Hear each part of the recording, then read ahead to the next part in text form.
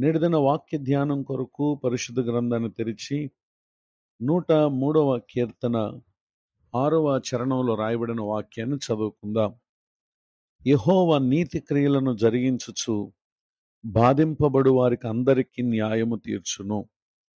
చదవబడిన ఈ వాక్య భాగంలోని దీవెన నా ప్రియులకు మీరందరూ పొందుదురుగాక. మన ప్రభువైన యేసుక్రీస్తు వారు తాను జరిగించు ప్రతి క్రియ అది నీతితో కూడినటువంటి క్రియ. అందులో భాగంగా ఎందరైతే ప్రభు నిమిత్తం బాధింపబడు వారుగా ఉన్నారో నిశ్చయముగా వారి పట్ల ఆయన న్యాయము తీర్చేటటువంటి దేవుడిగా ఉన్నారు. ఇదే సంగతులను గూర్చి 12వ కీర్తన 5వ చరణంలో రాయబడినటువంటి వాక్య భాగంలో బాధపడు వారికి చేయబడిన బలత్కారమును బట్టియు దరిద్రుల నిట్టూర్పును బట్టియు నేను ఇప్పుడే లేచెదను, రక్షణను కోరుకున్న వారికి నేను రక్షణ కలుగు చేసేదనని కూడా ఇక్కడ తెలియచేయటం మనం గమనించగలం.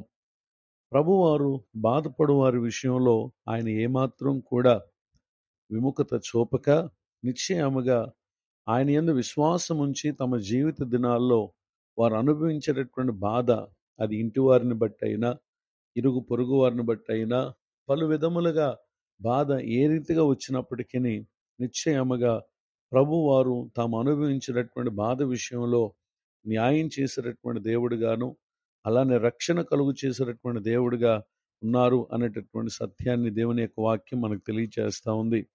అపోస్తుల కార్యములు 16వ అధ్యాయము 22వ వచనంలో పౌలు శీల వారు అనుభవించినటువంటి బాధను, శ్రమను, కష్టమును, వారు చెరసాల్లో బంధింపబడినటువంటి విషయాలను అక్కడ మనం గమనించగలం.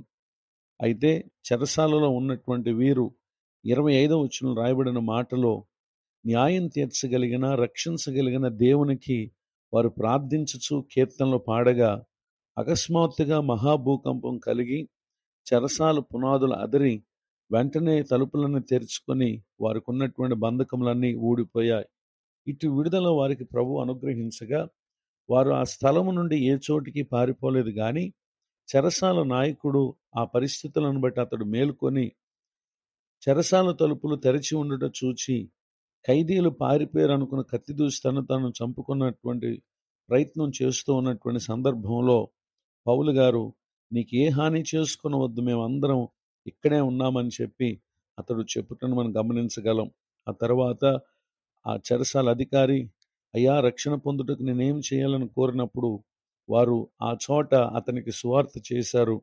ప్రభు అయిన యేసునందు విశ్వాసం ఉంచుము, అప్పుడు నీవును నీ ఇంటి వారిని రక్షణ పొందుదురని తెలియచేయటను ఇక్కడ మనం గమనించగలం. ఆ తర్వాత అతడు వారిని ఇంటికి తోడుకుని వెళ్ళి వారికి భోజనం పెట్టి వారు దేవుని యందు విశ్వాసం ఉంచినటువంటి వారిని గ్రహించి ఆ ఇంటి వారందరితో కూడా ఆనందించినటువంటి విషయాలను ఇక్కడ మనం గమనించగలం. ఈ మాటలు వింటున్నటువంటి నా ప్రియ సహోదరి సహోదరులు, మీరు అనుభవిస్తున్నటువంటి బాధ అది ఏ కారణం చొప్పునదైనా ప్రభునందు విశ్వాసం ఉంచండి.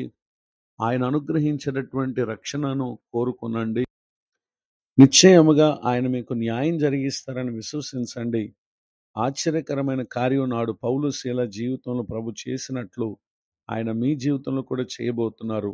ఇటు దీవెనలకు నా ప్రియులకు మీరు పాత్రులు కావాలని, అంత మాత్రమే కాక భూమి మీద బ్రతుకు కాలంలో అనుభవించే ప్రతి బాధను బట్టి ఏమాత్రం అవిశ్వాసం చెందక వాటన్నిటిలో ఓర్పుతో విశ్వాసంతో కనిపెట్టి నిత్యరాజ్యానికి వారసులు కావలసిందిగా కోరుతూ ఈ మాటలు ముగిస్తున్నాను. ప్రార్థన. కృపగలిగిన మా తండ్రి వందనాలు. నేడు విన్న ఈ మాటలు మా ప్రియుల హృదయాల్లో ఫలింపు చేయండి. కృంగిన వారిని లేవనెత్తండి, దుఃఖితులను ఆదరించండి. నేటిదన్న దీవెనలు మా ప్రియులకు సమస్త విషయాల్లో దయచేయండి. మరొక నూతన సంవత్సర దయాకిరీటను పొందిన ప్రియుల పట్ల మీ కృప చూపించమని యేసుక్రీస్తు నామములో ప్రార్థిస్తున్నాను తండ్రి. ఆమేన్. తండ్రి కుమార పరిశుద్ధాత్మ దేవుడు తోడ నడిపించును గాక. ఆమేన్.